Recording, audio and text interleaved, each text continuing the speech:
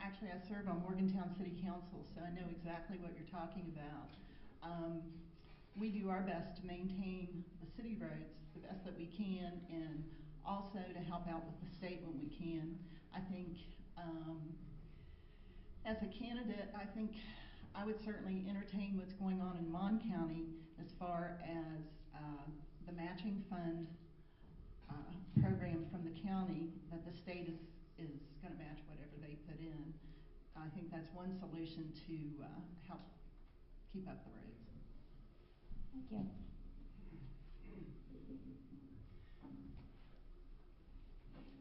Been a resident here for 37 years, and it's been the same thing. And it's just been getting worse. The population keeps getting bigger, the infrastructure keeps deteriorating, and it's been the same thing over and over. And we have to make sure that we're bringing money back to this area. West Virginia, this northern part of West Virginia, is booming from an economic standpoint, and we are stifled because of the infrastructure. And that has to change, and it has to change soon. And I keep hearing there's no money. Well, we're putting a huge amount of money in. We need to get some of that money back. And so what I would do would be, first of all, I think one of the biggest problems is the number of students that come on campus every year. We need to look at ways to improve the infrastructure at WVU.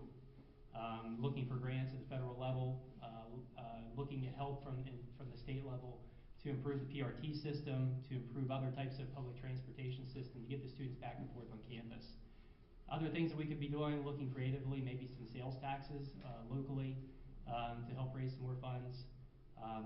As being a Republican, I'm usually not excited about raising taxes. I'm not saying this is a proposal on my part, but I'd say I would entertain looking into those types of things. But we have to do it, otherwise the economy is going to continue to be stifled, and we're not going to get the growth and the development we need.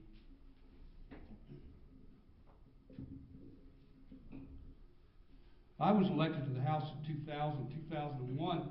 I put a bill in, and the bill was placed in there every year from all the time that I was in the House of Delegates, and that was to take the food tax and put it on secondary road repair, paving and patching and bridge repair if necessary. 1 cent food tax raises $25 million. When we had 6 cents, that made approximately $160+ million. Over the past 13 years, if that would have been done, you can see we've had $1 billion on our road repair and road fund. Now that tax is gone. We have no food tax, and our roads are shot. Tried to encourage people to take a strong look at that, but they didn't seem to want to do that. So the food tax is now gone. And my theory has always been, as a taxpayer and a resident of the state of West Virginia, that I pay enough federal tax, let alone state tax. Why in the world doesn't the people who represent us in Congress come forth with the money they're supposed to and help fix our roads? I mean, that's an issue that's always bugged me. But as a former delegate, I tried to do something, but it fell on deaf ears. Looking at these issues, I will tell you that we have to make improvements in this county, and we're not only talking about potholes. We have a serious problem out there of transportation and how to get around. With the economic development that we have going on around here, it's imperative that we do something. We've had to have the third bridge across this river here in order to make things happen.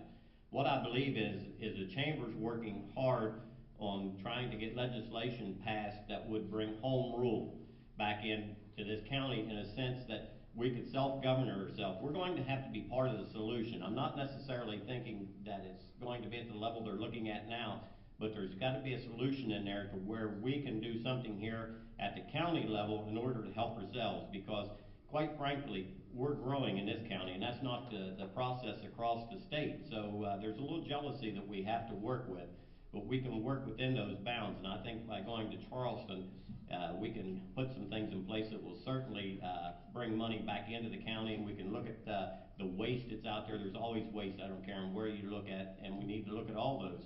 But it's not going to be a one-prong approach that's going to be the solution to this. Thank you.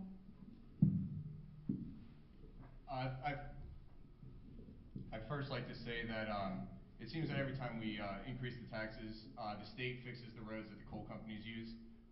The King Coal Highway is in the $4 million range. It's draining a lot of the money that the state collects by taxes. So my new idea would be to crowdsource to allow private companies to fix our roads.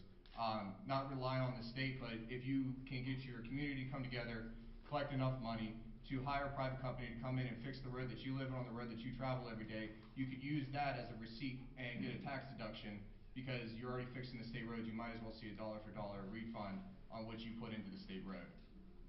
Thank you. Well, I'll tell you, a lot of springs, it seems like potholes are just a nuisance, but this spring, they've been a danger. You see motor vehicle accidents all over the area due to potholes. So it is a problem, and I've spoken to a lot of constituents throughout the course of this election, and they don't think that just throwing money at it is the only solution. It's part of the solution, but another part of the solution is the engineering. How do we fix the potholes? And I spoke to a man, he was actually Secretary of Transportation for Governor Underwood, and he has a patent on an invention called mechanical concrete. What that is, it's a rubber tire that's filled with concrete, and then you put it 8 inches under the surface of the road in problematic pothole spots. And we need to look at how we're fixing the potholes, and that fix right there, I think, would benefit us very greatly. Thank you. Thank you.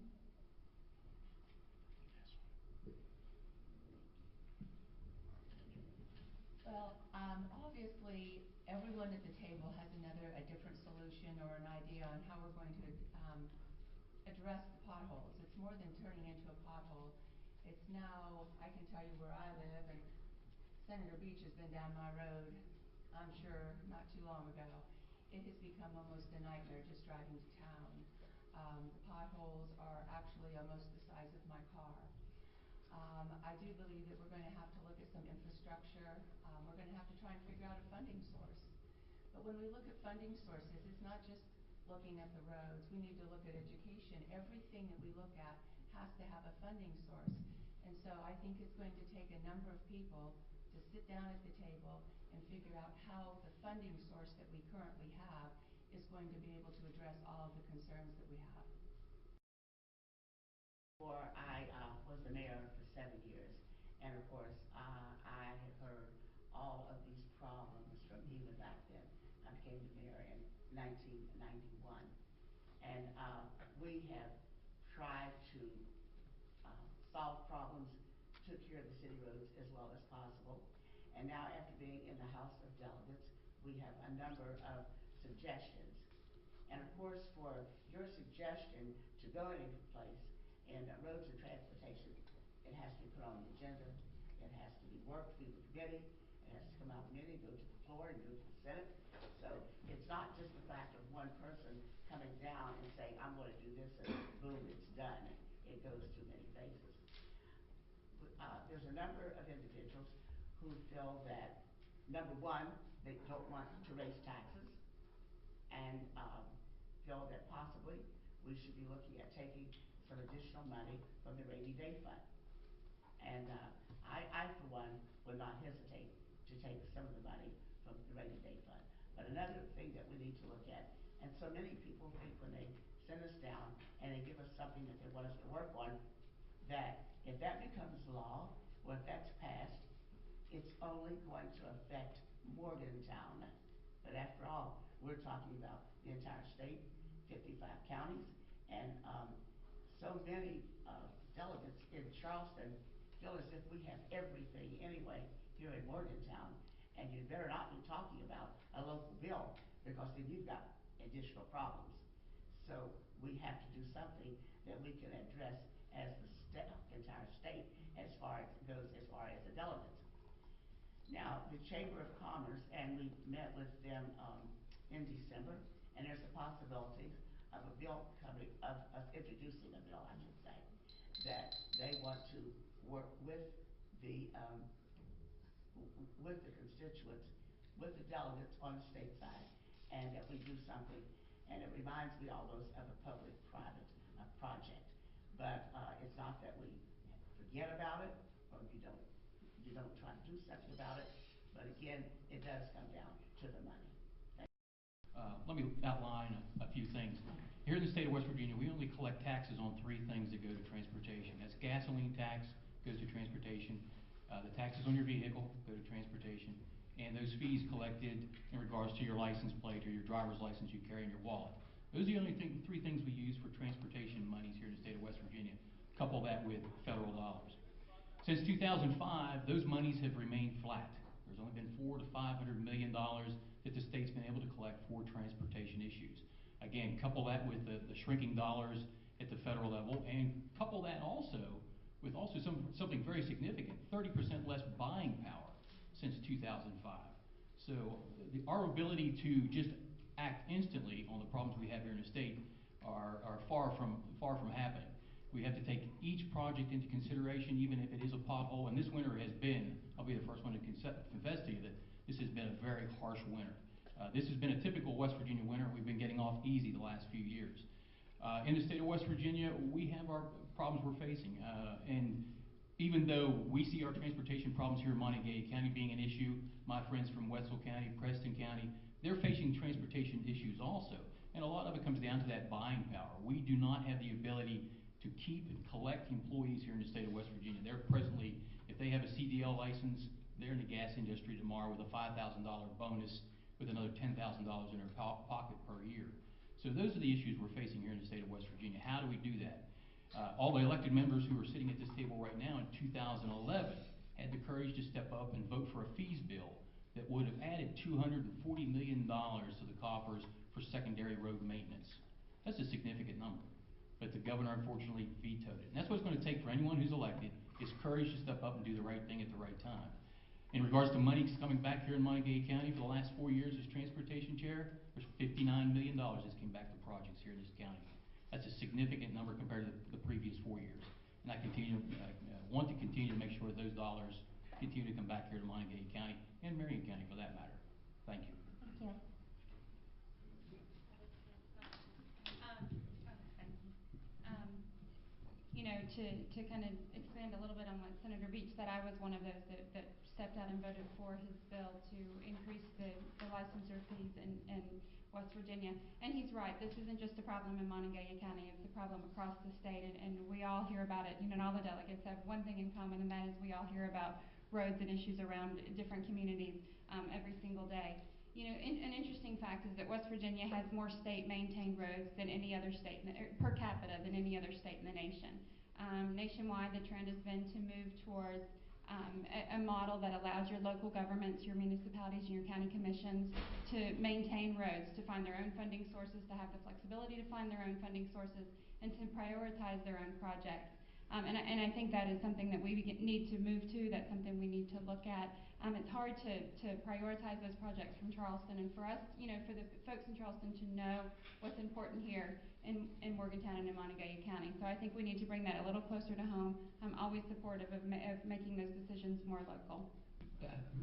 Senator Beach mentioned several aspects of the funding that goes to the highways, and Delegate Paston mentioned about the number of miles of roads we have. Right now, there's only 5 states in the nation that owns more state roads than West Virginia. We took in all the orphan roads and everything, so we have those are serious problems. And the bill that the governor vetoed would have helped a lot over the last 2 years. We could have done a whole lot more.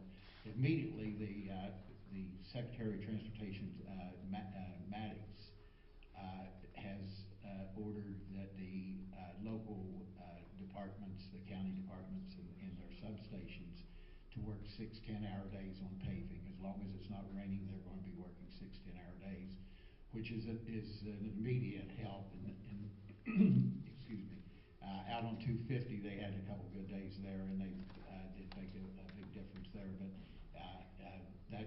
that's where we are right now. But it is a mess, and I represent all the counties where the drilling is going on, so I've been putting up with it for like 5 or 6 years, and there's hardly a week goes by that I don't get a complaint or something about roads. And a lot of it's due to the truck traffic, but they are fixing them they are fixing the roads when they leave an area, and I've seen that some of the original drillings, that the roads are fixed up better than they ever had been before.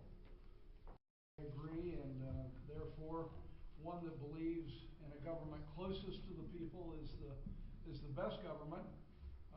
We should be moving a bill through the legislature to allow what the Chamber of Commerce and many of our neighborhood associations and groups here in Morgantown have asked for, and that is home rule, so we can take care of our own problems here in Monongalia County if we're so limited. Instead of playing a show game of moving money back and forth, we need to be smart enough and realize the potential we have in the oil and gas business right now with the Marcellus Shale underlying the entire state.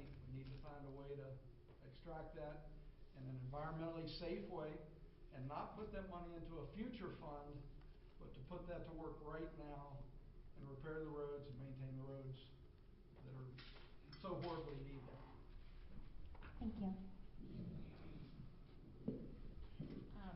I guess, I hope last but not least, I'm going to return to the first comment, which was one that was made by Marty Schamberger. I think the most exciting idea that has been raised is the idea, it's a pilot project where Mon County has put up a fund and has solicited all the municipalities and other groups in the area, including WVU, to pony up, and the state has agreed to do some matching funds. It's sort of a way where we wouldn't even need legislation, that we could keep some of our money at home, and the DOH is going to attempt to see how that works, and if it works, maybe it can work in other counties. That's an exciting idea. In addition, Senator Edgell mentioned what's been called the pothole blitz. It really doesn't make any sense to patch potholes when it's below freezing, which it felt like it was tonight. It was pretty cold out there when I came in. So the governor has ordered that $80 million be put in for a pothole blitz. The normal spring amount is $30 million. So once it does warm enough for hot patch to work, we're going to see some improvements. But hopefully this idea at the county level, which could perhaps be improved by legislation that would give the county more authority, will work some improvements in the future. Thank you, and thank you all for your thoughtful discussion.